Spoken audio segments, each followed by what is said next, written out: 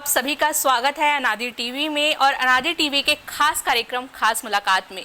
आज हमारे साथ एक बेहद ही खास मेहमान जुड़े हुए हैं जो किसी पहचान के मोहताज नहीं है। जी हाँ, हम बात कर रहे हैं वरिष्ठ समाज सेवी बसंत अग्रवाल जी की। सर, आपका बहुत बहुत स्वागत है अनादि टीवी में। सर, अभी जन्माष्टमी आ रहा है। आप दही हांडी मैदान में हंसराज जी का बहुत अच्छा प्रोग्राम करने जा रहे हैं, भव्य प्रोग्राम करने जा रहे हैं। इसको लेकर आप क्या कहेंगे? मैं यही कहूँगा कि जितने भी हमारे कृष्ण भक्त जो इस कार्यक्रम को आपका देख रहे हैं अनादि टीवी के माध्यम से, उन्हें बहुत बहुत आने वाली जन्माष्टमी की बधाई। और जितनी भी गोविंदा टोली हैं जो आने वाली हैं और जितने भी हमारे कृष्ण भक्त हैं जो इस अद्भुत कार्यक्रम में शामिल होने वाले हैं, उन सभी को मेरी जन्माष्टमी की पहले से हार्दिक शुभकामनाएं। और सभी इसमें आए, देखें कि कैसे हमारे सनातन धर्म में जन्माष्टमी उत्सव मनाया जाता है। जी सर, बिल्कुल सभी भक्त आए और आनंद ले उस जन्माष्टमी का, बहुत अच्छी बात है। आप हमेशा समाज सेवा करते रहते हैं। अभी आप बागेश्वर धाम पंडित धीरेन्द्र शास्त्री जी, महाराज प्रदीप मिश्रा जी, इन सब का आप आयोजन करते रहते हैं कथा का, तो कहीं ना कहीं इसमें समाज में प्रभाव पड़ता है। तो आपको क्या लगता है कि इन सब कथाओं से क्या प्रभाव पड़ रहा है समाज में, खासकर छत्तीसगढ़ वासियों पर? हमारा भारत देश सनातनियों का देश है। सनातन धर्म में सर्वे भवन्तु सुखिना, सर्वे सन्तु निरामया, सर्वे भद्राणि पश्यन्तु माँ कश्चित् दुःख भाग् भवेत्, ऐसा कहा जाता है। सभी सुखी रहें, सभी निरोगी रहें और सभी के घर में सुख समृद्धि हो। तो सनातन धर्म ही एक ऐसा धर्म है जो सभी को लेके चलता है। आज जो आयोजन हो रहे हैं, चाहे शिव महापुराण का आयोजन हुआ हो, चाहे बागेश्वर धाम का आयोजन हुआ हो, जब विशाल संख्या में जो युवा आए, सबसे बड़ा परिवर्तन मैंने देखा युवाओं का। और युवा ही देश बदल सकता है। धर्म से जुड़ने का मतलब ये है कि आप आध्यात्म से जुड़ते हैं।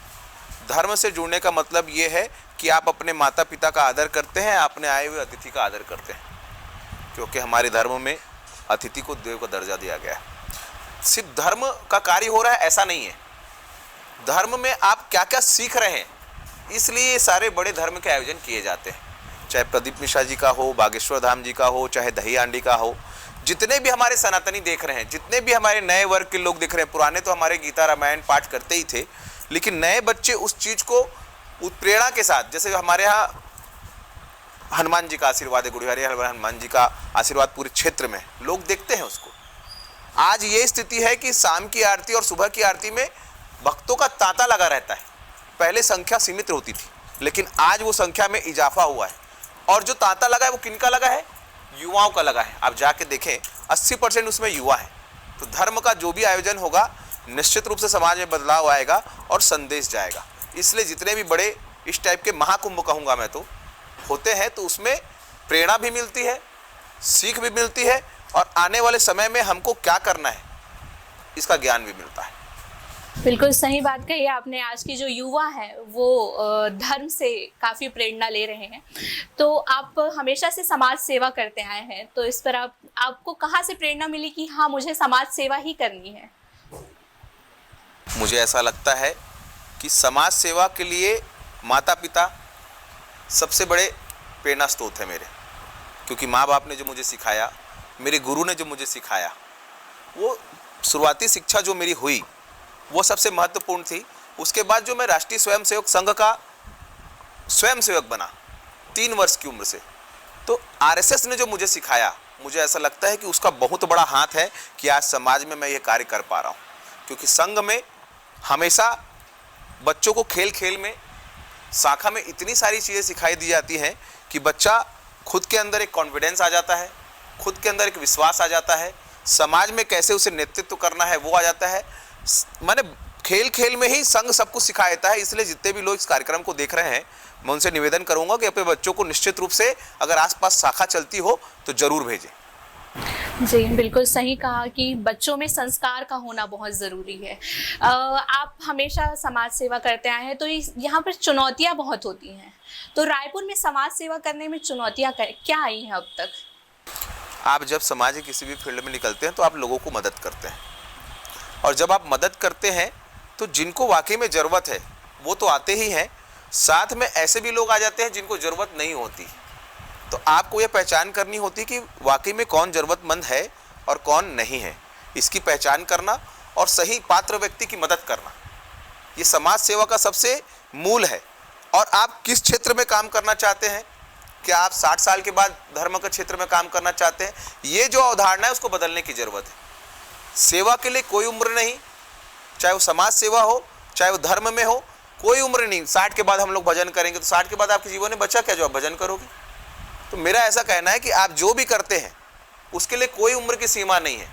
एक 3 वर्ष का बच्चा भी है, अगर वो किसी पड़ोसी को चॉकलेट ले जाकर दे देता है तो उसके मन में वहीं से भाव उत्पन्न हो जाता है कि वो समाज सेवा ही कर रहा है। एक हिसाब से यदि दूसरों की मदद कर रहे हैं तो समाज सेवा ही है। जी, बिल्कुल सही बात कही आपने।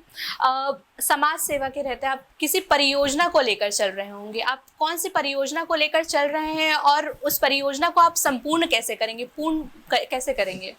परियोजना यही है कि भारत विश्व गुरु बने। परियोजना यही है कि भारत का नाम पूरी दुनिया में हो। पहले जैसे सोने की चिड़िया कहलाता था भारत, आने वाले समय में भी वो कहलाए। और उसके लिए हर व्यक्ति को अनुशासित होना है। हर व्यक्ति को सिर्फ अपने लिए नहीं, सबके लिए सोचना है।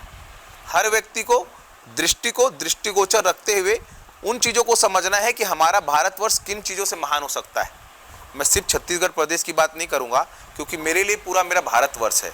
जहाँ तक मेरे प्रदेश की बात है, सबसे पहले मेरे लिए देश आता है, फिर मेरे लिए प्रदेश आता है, फिर मेरे लिए मेरा जिला आता है, फिर मेरे लिए मेरा कस्बा आता है, फिर मेरे लिए मेरी सारी घर आता है, परिवार आता है। सबसे आखिरी में आपको अपने घर परिवार को रखना है, तो आप समाज सेवा कर पाएंगे। पहले आप अपने देश को रखें। लेकिन यहाँ तो लोग पहले अपने घर से चालू करते हैं, भैया मेरा हो जाए बाकी देखा जाएगा। इस चीज़ से तकलीफ है। लोगों की सोच में परिवर्तन की जरूरत है। जी बिल्कुल, लोगों की सोच में वाकई परिवर्तन की बहुत ज़्यादा ज़रूरत है। जैसे कि अभी आपने कहा भारत, आप देश प्रेमी भी हैं और सनातन प्रेमी भी हैं। तो जो देश का ग्रोथ है, जो प्रधानमंत्री मोदी कह रहे हैं कि कुछ सालों में हमारे जो ग्रोथ है वो 3rd नंबर पर आ जाएगा, तो सनातन धर्म और आप भारत के ग्रोथ को कैसे देखते हैं एक साथ? आज मोदी जी जिन्होंने देश का काम किया है, मुझे ऐसा लगता है कि भारतवर्ष के इतिहास में सबसे महान पुरुष है वो, अगर मेरी व्यक्तिगत राय आप पूछे तो।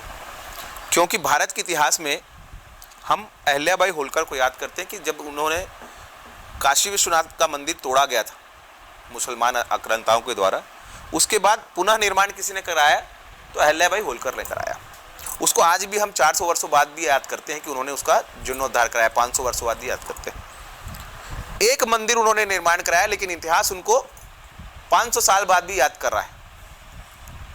पूरे भारतवर्ष के मंदिर कॉरिडोर का बनाना, चाहे काशी विश्वनाथ का बनाना हो, चाहे उज्जैन के मंदिर का बनाना हो, चाहे आपका केदारनाथ जी का बनाना हो, जितने भी कॉरिडोर बन रहे हैं, तो ये सिर्फ कॉरिडोर नहीं बन रहे हैं, ये अर्थव्यवस्था में सबसे ज़्यादा। पहले काशी में 1 लाख लोग आते थे, आज वहाँ 1 करोड़ लोग आ रहे हैं। तो जो 1 करोड़ लोग आ रहे हैं वो निश्चित रूप से ट्रैवल कर रहे हैं, निश्चित रूप से वहाँ भोजन कर रहे हैं, शॉपिंग कर रहे हैं। इससे देश की अर्थव्यवस्था बहुत आगे बढ़ी। तो ये एक बहुत बड़ा आध्यात्म के साथ देश को आगे बढ़ाने का एक सोच है मोदी जी का। तो मुझे ऐसा लगता है जहाँ जहाँ आध्यात्म बढ़ेगा, जहाँ जहाँ लोगों में सनातन की शक्ति बढ़ेगी, तो देश में वैसे वैसे आर्थिक तरक्की होगी, वैसे वैसे लोगों के विचार में परिवर्तन आएंगे और वैसे वैसे लोग अपनी सोच को बदलकर इस भारतवर्ष को महान बनाने में काम करेंगे। जी बिल्कुल सही कह रहे हैं सर कि मंदिर और जो धार्मिक जगह है वो भारत की जीडीपी में काफ़ी सुधार ला सकते हैं। हम बातचीत का सिलसिला आगे बढ़ाते हैं। सर, आपका जो संगठन है, समाज सेवी आप हैं और वरिष्ठ हैं काफ़ी, और काफ़ी टाइम से आप करते आ रहे हैं। आपका जो कार्य है वो कैसे संचालित होता है? कितने लोगों के संगठन, कितने लोगों के द्वारा आप काम करते हैं अपना? मेरे ख्याल से इस प्रदेश में कई हज़ार एनजीओ होंगे, इस देश में लाखों एनजीओ होंगे जो अपनी पहचान को लड़ रहे हैं कि हमको पहचान मिले। और कुछ एनजीओ ऐसे हैं जिनको पहचान मांगने की ज़रूरत नहीं है। तो मेरा ऐसा मानना है कि आपको ना पहचान की ज़रूरत है और ना आपको नाम की ज़रूरत है, आपको सिर्फ और सिर्फ काम की ज़रूरत है। आप काम करेंगे, आपका नाम होगा और आपकी पहचान होगी। रही बात मेरी कि मेरा क्या संगठन है और मैं कितने लोगों के साथ काम करता हूँ, तो मैं ऐसा मानता हूँ कि जितने भी लोग मेरे विचार से जुड़े हैं वो सब मेरे संगठन के लोग हैं, और जिनके साथ मिलकर मैं इस समाज में बदलाव ला सकूँ वो सब मेरे स्वयंसेवक हैं। तो मैं और मेरा पूरी टीम हमेशा लगी रहती है। उसकी संख्या ना मैं निर्धारित कर पाऊँगा ना आप कर पाओगे। जी, बिल्कुल सही कहा आपने। जैसा कि हम सब जानते हैं, एक संस्था को चलाने या समाज सेवा करने के लिए हमें बहुत से योगदान की ज़रूरत होती है। तो सर, क्या आप इस जो फंड होते हैं, इसमें जो संचालित होते हैं, जिसमें आप फंड की जो उपयोग करते हैं, वो कैसे आते हैं? किसी के योगदान लेते हैं कि आप अकेले करते हैं ये सब चीज़ें? जहाँ तक कार्यों की बात है, मैं कोई भी कार्य सार्वजनिक तौर पे ही करना पसंद करता हूँ। उसमें फंड कौन लगाता है, क्या लगाता है, मेरे लिए हमेशा ये द्वितीय श्रेणी में रहा है। मेरे लिए प्रथम श्रेणी है कि जो भी कार्य करूं सबको साथ में लेके करूं, और जब सबको साथ में लेके चल रहा हूं तो उसमें जिसको जो करना है, किसी को कोई मनाही नहीं है। नहीं करना है, कोई तन से सेवा दे सकता है, कोई मन से दे सकता है, कोई धन से दे सकता है। हम किसी को नहीं बोलने वाले हैं कि आपको क्या करना है, वो उसका विवेक है कि उसको क्या करना है। बिल्कुल सही कहा आपने। जैसे कि हम सब जानते हैं कि समाज में बदलाव की अभी भी काफ़ी ज़रूरत है। मानते हैं कि सनातन धर्म जाग चुका है और काफ़ी लोग जागे भी हुए हैं और धर्म के लिए काम कर रहे हैं, लेकिन अभी भी समाज में काफ़ी कुछ संदेश देना बाकी है। तो समाज कैसे अलग हो सकता है आपके हिसाब से? मेरा ऐसा मानना है कि सनातन धर्म कभी सोया ही नहीं था और न कभी सो सकता। अनादिकाल से सनातन धर्म सबसे उच्च शिखर पर रहा है और शिखर पर रहेगा। कभी भी सनातन धर्म नहीं सो सकता। लोगों के विचार कम ज़्यादा हो सकते हैं, जो लोग हैं उनके अंदर सोच का अभाव हो सकता है। तो ऐसा कहें कि लोगों के अंदर अब अपने धर्म को लेकर जागरूकता आई है, तो धर्म कभी सो नहीं सकता। लोग जागरूक नहीं थे, अब जागरूक हो रहे हैं कि उनको क्या करना है। तो धर्म में उनके क्या लिखा है, शिव महापुराण में क्या लिखा है, गीता में क्या लिखा है, रामायण में क्या लिखा है, ये जानना, ये पढ़ना। सिर्फ फेसबुक पे सवेरे से बैठ लिए और पढ़ लिए करके फेसबुक में थोड़ा बहुत ज्ञान हो जा रहा है, लेकिन सिर्फ फेसबुक का ज्ञान काफ़ी नहीं है, इंस्टा का ज्ञान काफ़ी नहीं है, एक्स का ज्ञान काफ़ी नहीं है। आप रामायण या गीता पाठ अपने घर पे अपने बच्चों को पढ़ाएं। अगर वाकई में आपको जागरूकता लानी है तो निश्चित रूप से हमारे जितने भी वेद हैं उनको बच्चों को पढ़ाएं। आपके आमूल चूल परिवर्तन आएगा जी। आपके घर में आप समझ नहीं पाएंगे कि हो क्या रहा है। तो ये अगर हर घर में चलेगा तो मेरा ऐसा मानना है कि सनातन धर्म के प्रति लोग और जागरूक होंगे। रही बात, सनातन धर्म एक ऐसा धर्म है जो पूरे विश्व को आने वाले समय में भी चलाएगा और अनादिकाल से चला रहा है। आपका नाम टीवी का भी अनादि है, तो अनादिकाल से चल रहा है, मुझे ऐसा लगता है। जी, बिल्कुल सही है कि सनातन धर्म कभी ख़त्म ही नहीं हुआ है। सर, अभी युद्ध ना हो सकता है अभी युद्ध जो युवक हैं, आप युवा समाज सेवी के रूप में भी पहचाने जाते हैं और काफ़ी युवा आपको जानते भी हैं, और कुछ युवा जो हैं वो धर्म का काफ़ी विरोध भी करते हैं। बीच बीच में बहुत सारे प्रदर्शन ऐसे होते हैं और लगातार विपक्षियों से भी हम जैसे अभी प्रधानमंत्री की बात कर रहे हैं, तो विपक्षी लगातार कहते रहते हैं कि हम धर्म को लेकर चल रहे हैं। आप कुछ युवा भटक जाते हैं। क्या है, धान में बदरा होता है, बदरा को जब सुपे से फूना जाता है तो बदरा उड़ जाता है और पोठ धान हमारे यहाँ रह जाता है। छत्तीसगढ़ी में बोलते हैं। तो सुपा में सब कुछ सुपा जो है ना ठीक कर देता है। जब सुपे में फुनाई होती है, अपन फुनना बोलते हैं उसको, तो सारे बदरा उड़ जाते हैं।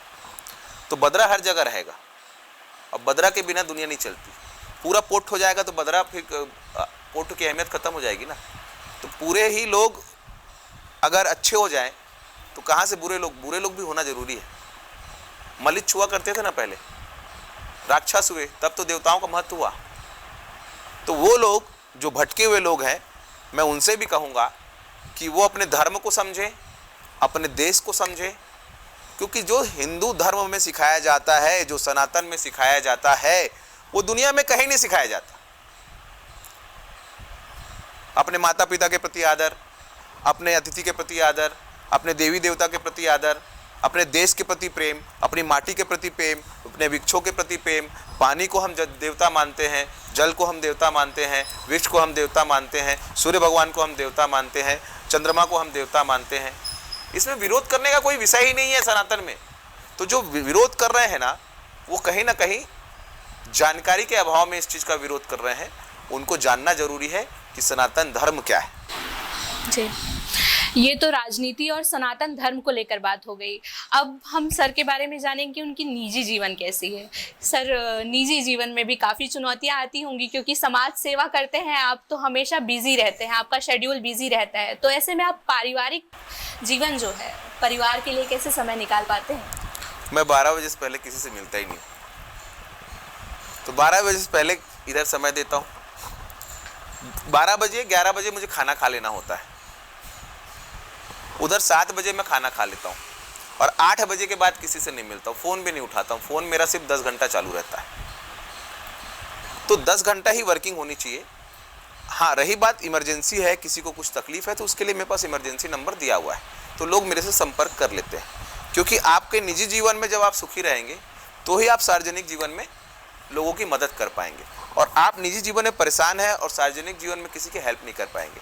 मैं यहाँ बैठता हूँ तो आप देखते हैं कि सब परेशान रहते हैं, लेकिन मैं सबको अपने हिसाब से ट्रीट करता हूँ कि भाई किसी की जितनी मेरे से हेल्प हो सके कर सकूँ, क्योंकि मैं मानसिक रूप से मजबूत हूँ। और आपको मानसिक और शारीरिक रूप से मजबूत रहेंगे तभी आप समाज की सेवा करेंगे। बिल्कुल सही बात कही कि मानसिक रूप से स्वस्थ होना बहुत ज़्यादा ज़रूरी है। आप हमेशा से समाज सेवा करते आए हैं और लोगों ने आपको समाज सेवी के रूप में ही जाना है। आप समाज सेवा के अलावा और क्या करते हैं?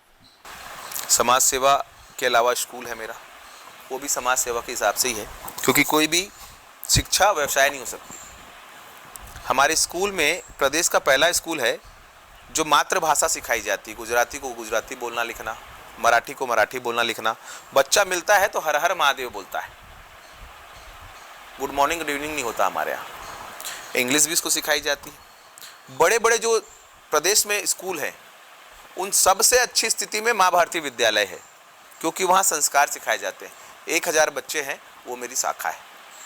तो स्कूल है मेरा, काम है, व्यवसाय है, निरंतर चल रहा है। और जो पैसा भगवान मुझे दे रहा है, लगभग 80% पैसा मैं समाज सेवा में लगा देता हूँ। 20% पैसा मैं अपने लिए संरक्षित रखता हूँ, बच्चों परिवार के लिए संरक्षित रखता हूँ। और लोगों के साथ ऐसा है कि वो 95% पैसा संरक्षित रखते हैं, 5% भी नहीं खर्चा करना चाहते, इसलिए वो दुखी रहते हैं। काकड़ पाथर जोड़ के मस्जिद लियो बनाए, और ताचड़ी मुल्ला बांग दे, क्या बहरा हुआ खुदाए, ये स्थिति है।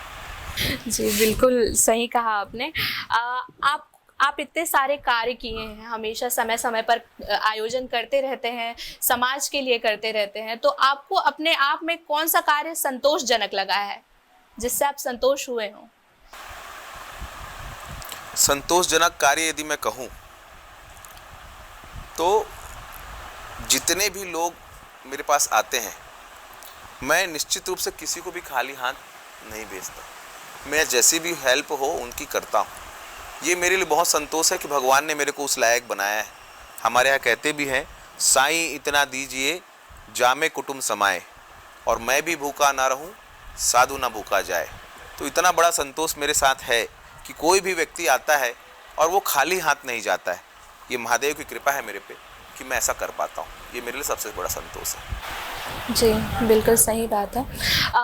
आपने जैसे कि कहा कि आप स्कूल चलाते हैं, वहाँ बहुत से सारे छात्र पढ़ते होंगे और बहुत सारे ऐसे युवा लोग भी हैं, तो उनको आप क्या कहना चाहेंगे?